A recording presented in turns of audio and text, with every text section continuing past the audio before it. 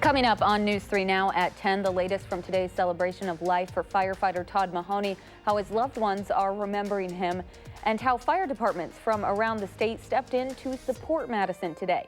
Plus, Father's Day events all day in Madison, including a special bodega market at Stevens Field.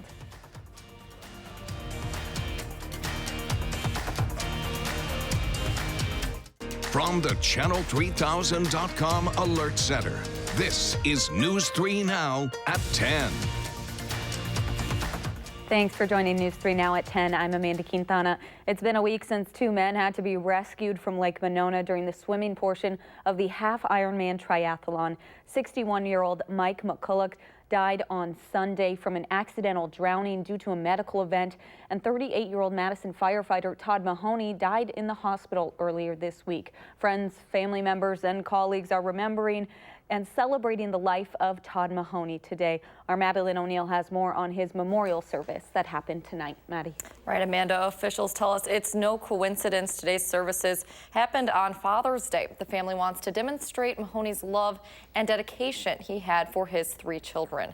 That dedication is reflected by those who attended his celebration of life today as they paid tribute to a man they won't forget.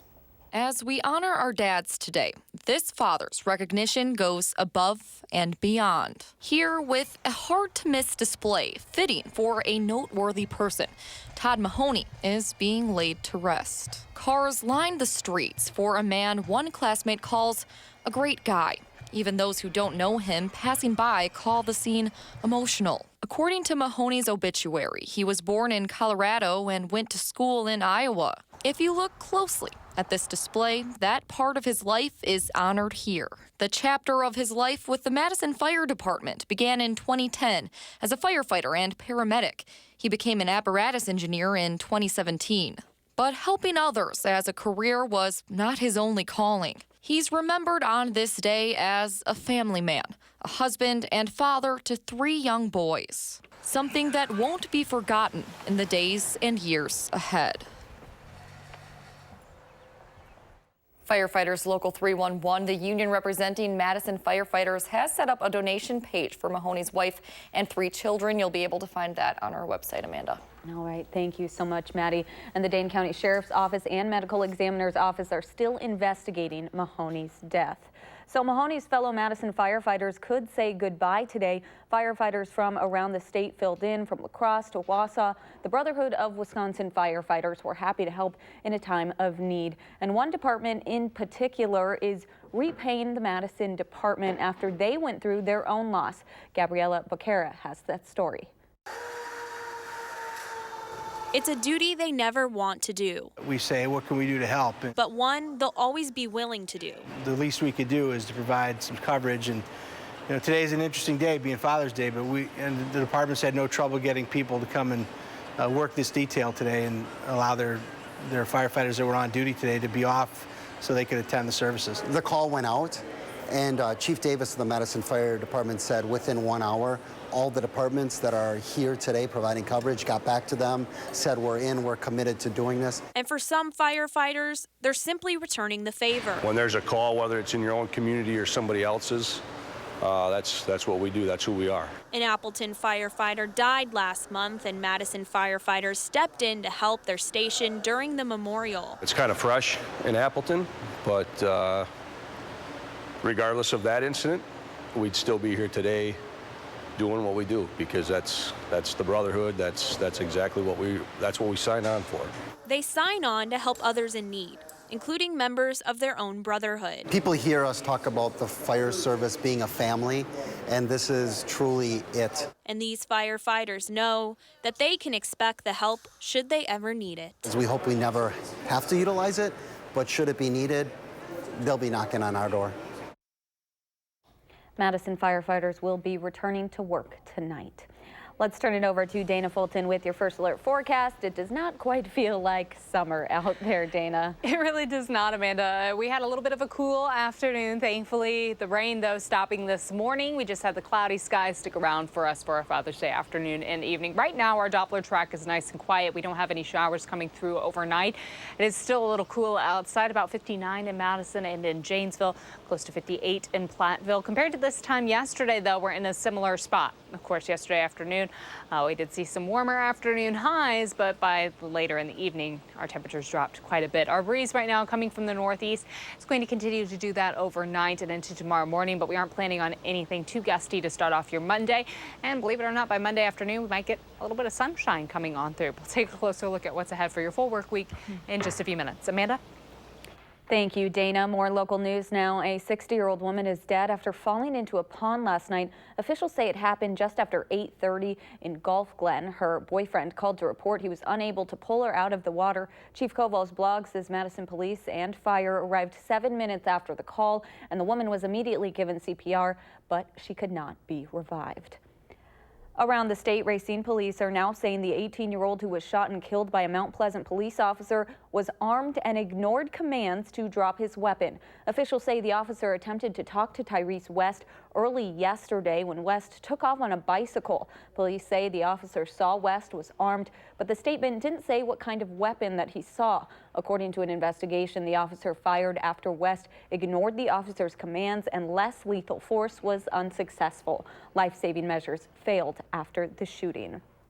A man is behind bars tonight for allegedly stealing a sailboat worth hundreds of thousands of dollars and taking it for a joyride on Lake Michigan. The Coast Guard responded for a search and rescue in Sheboygan after people nearby saw a large sailboat drifting away with a man spotted on board. The boat turned out to be a 40-foot racing vessel called North Star and was allegedly stolen. It belongs to the Sailing Education Association of Sheboygan. Sheboygan police say the suspect is a 51-year-old man who is homeless. Had to have a little bit of experience driving a boat because he knew how to disconnect the shore ties and he turned on the breakers that would start the boat. The boat, worth $450,000, suffered some damage during the ride. The man is now at the Sheboygan County Jail awaiting charges. The Trump campaign says it will fire several of its pollsters after the leak of unflattering internal poll numbers. That's according to two campaign officials. The numbers show President Trump lagging behind Democratic presidential candidates in key states such as Joe Biden in Michigan and Wisconsin. The poll leak fallout comes as Trump gets ready to launch his re-election bid in Orlando on Tuesday night. Meanwhile, the president and Secretary of State continue reacting in the wake of what Washington says were Iranian attacks Thursday on two commercial oil tankers near the Strait of Hormuz. Secretary of State Mike Pompeo says he is reaching out to American allies and says Trump has made it clear he doesn't want to go to war with Iran, but says we always have the authorization to defend American interests. CBS News' Meg Oliver has more on the reaction to those tanker attacks. Secretary of State Mike Pompeo says he's reaching out to U.S. allies after attacks on two oil tankers near the Strait of Hormuz. We are going to work to build out a set of countries that have deep vested interest in keeping that strait open to help us do that. Pompeo says he's confident the U.S. can take unspecified actions to restore deterrence against Iran, which the U.S. blames for the explosions. You say a full range of options. Does that include a military response? Of course.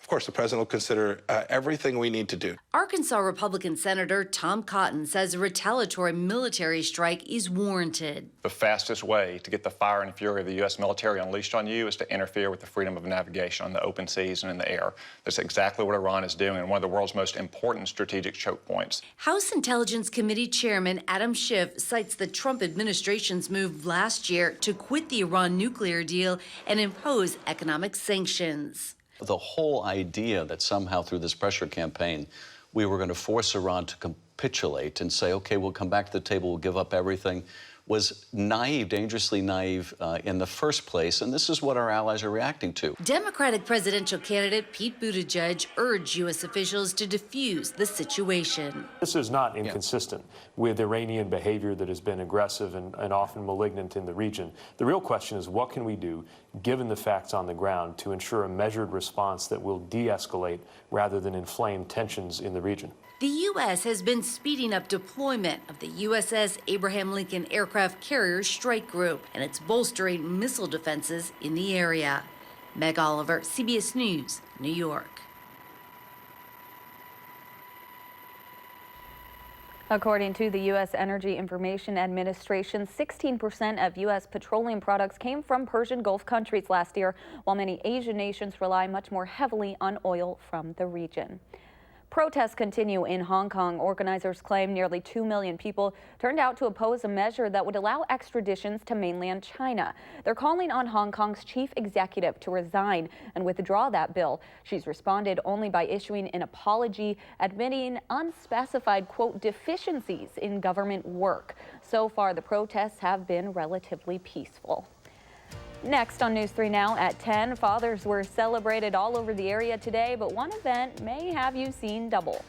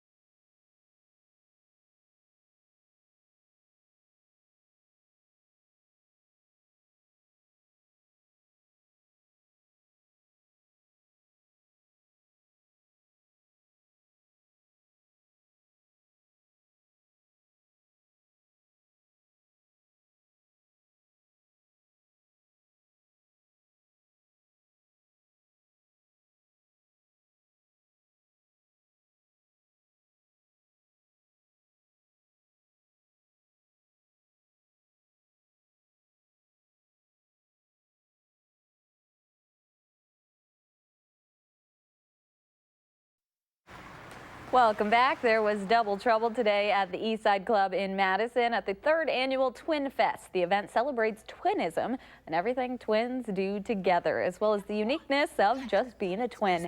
It includes participants from all over the Midwest and games for the kids, musical chairs for the adults. Twin Fest founder and twin, of course, Patricia Blair, says her experiences with her sister inspired her to start the event in Madison.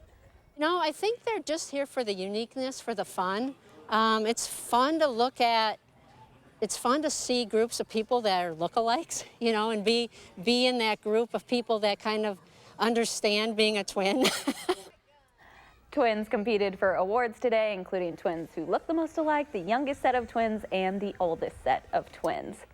The Bodega Market comes alive during the summer months with small, local, community-focused vendors. People can enjoy food and drinks, yard games, and live music. Bodega typically means a small, locally owned convenience store, but the Madison Bodega Market takes that definition and uses it to show the variety of local businesses in Madison. Today, they added a twist with Father's Day specials, like the offer of 2 tickets for $1 off a beer or certain item discounts. And with it being Father's Day, today's focus was on bringing dad and their families together. This is a space for people to just come, relax, do what they want to do today, maybe shop around a little bit, and I just love seeing people, you know, relaxing and having a good time. That's my favorite part. Families spent time together and played outdoor games like soccer and cornhole and shopped at different craft and apparel vendors at the Bodega Market. Green Bay celebrated its dads today with the inaugural Dad's Derby. For an adult version of classic derby races, dads had to design their own Pinewood race cars, which couldn't weigh over 5 ounces. A garage was available for last-minute tune-ups, and guests voted for their favorite cars and celebrated Father's Day out on the town. Looking ahead, reconstruction of Buckeye Road between Monona Drive and Stoughton Road is set to begin tomorrow. The project includes fixing the road as well as adding curbs, gutters, storm sewers, and sidewalks. The road is lined with mostly homes, but also a few restaurants and a barber shop. According to the city, the road will be closed off to traffic during the project, which is expected to be completed in November. Let's get a look at your First Alert weather with Dana Fulton. The rain has stopped today, but I hear it is coming back later this week. Yeah, we're going to give it a few days, thankfully, before we do have to have the showers return for us.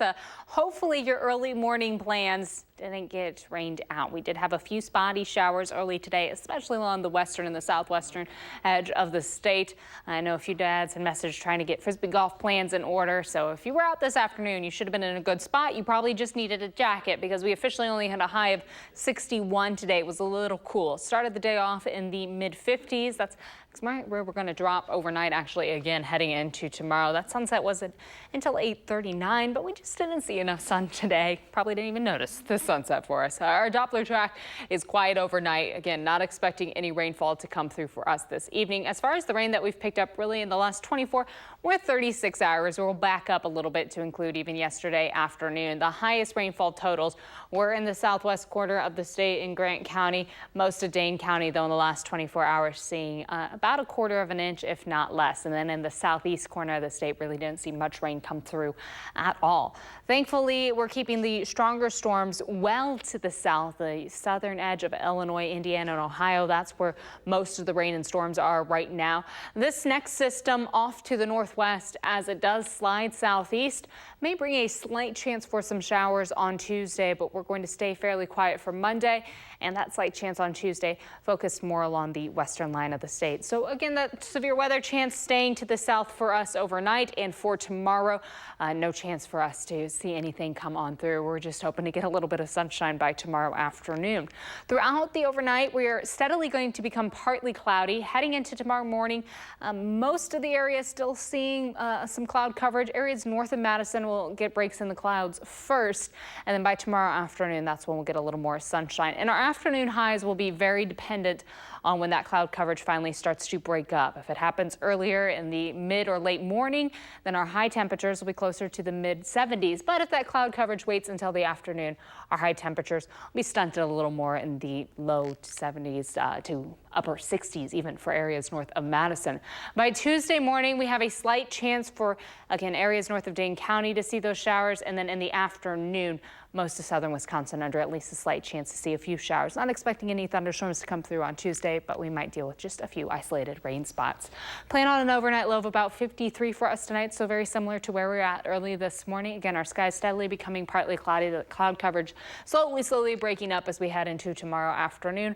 And then tomorrow we're leaning towards a high of about 70 right now. Again, that's very dependent on if that cloud coverage starts to break up closer to about noontime. Then we get a little bit of sun, helps us get closer to 70. If it starts breaking up earlier, we could see some better temperatures for your Monday. Partly sunny in the afternoon, still not as cool even at 70 degrees compared to where we were at today.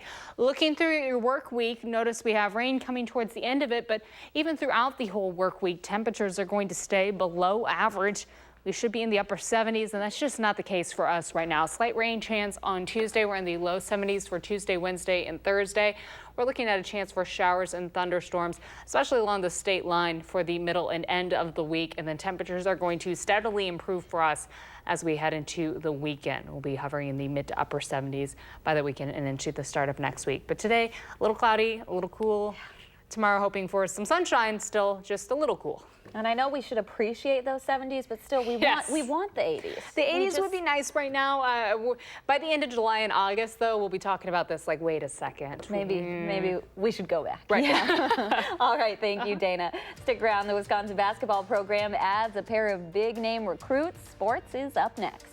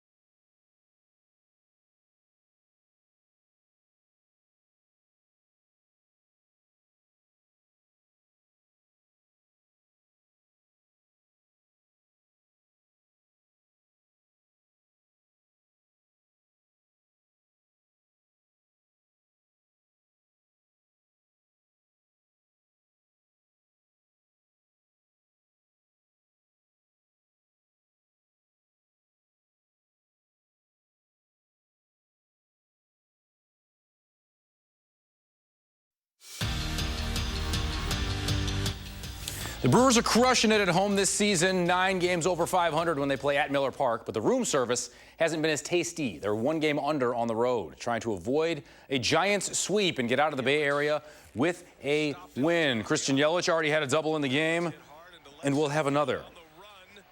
Off the base of the wall, scores Ben Gamel. He gives the Crew a 3-2 lead. Eric Thames not doubling. He is leaving.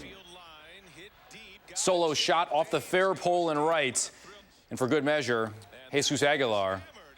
Solo drive. Brewers win 5-3. They head to San Diego tomorrow for a 3-gamer. Cubs trying to steal a split in L.A. 2-2 in the 8th. The late Russell Martin. Who knew? I had no idea he was still in the league. I really didn't. He delivers. Chris Taylor, safe at home. Dodgers win 3-2. The Brewers lead the Cubs by 1 in the National League Central. A big get for the Wisconsin men's basketball class of 2020. Lacrosse Central standouts Johnny and Jordan Davis committed to the Badgers during this weekend's team camp. Their AAU put it on the Twitter. Johnny, number 5, averaged 23 points per game and was first team All-State this past season. His twin, Jordan, number 23, averaged 12 and 5. They've been to state 3 years in a row, helping the Red Raiders win it all in 2017. Well, an offseason update from running back U. Wisconsin Heisman hopeful Jonathan Taylor's had more than 600 carries in his first 2 seasons. Former Badgers James White and Melvin Gordon were in town this weekend, and they had some advice for JT. Now, Taylor's had almost as many carries in 2 seasons as White had in his Wisconsin career. So staying fresh is the key to carrying success over to the NFL. I think it's take care of his body, first of all. I mean, he gets a lot of touches. That'll be very important for him.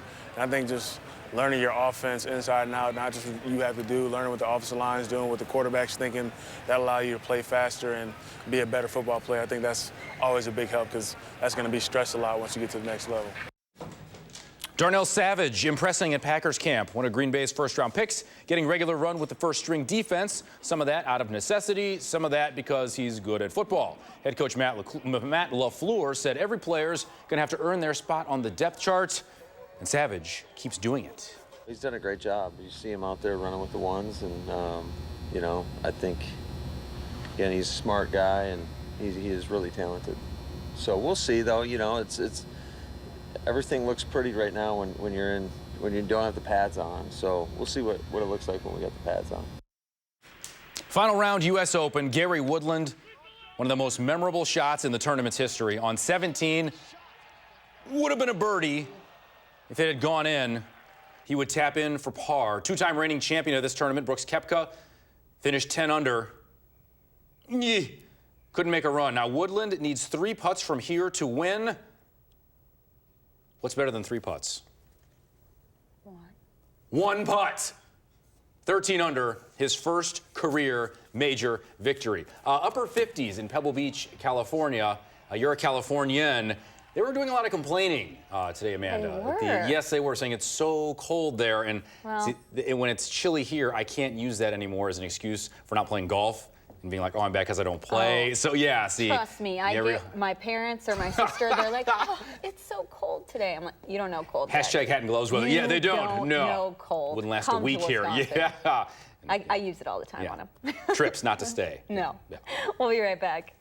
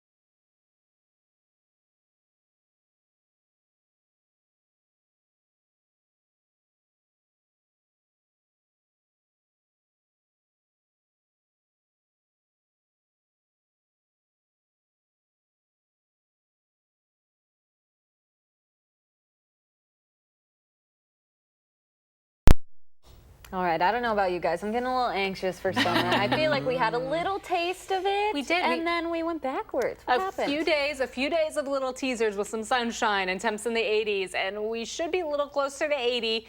And unfortunately, for the next several days, our temps are staying just a little low for us. Tomorrow, of course, that afternoon high, very dependent on when the sunshine really comes through. We start to see the clouds break up a little bit in the morning. And if they break up a little earlier, then those temperatures will be just a little higher for your Monday highs. We stay in the low 70s, though, for the rest of the week, as we do have some more clouds building back in for Wednesday, Thursday, and Friday, along with our next rain chance. Much of that rain is going to stay south of Madison, but we still have the chance for showers and isolated thunderstorms through the rest of the week and into the weekend with that one. Seeing all those clouds, it's not looking summery. No, it's not. Thanks so much for joining us. Have a great night.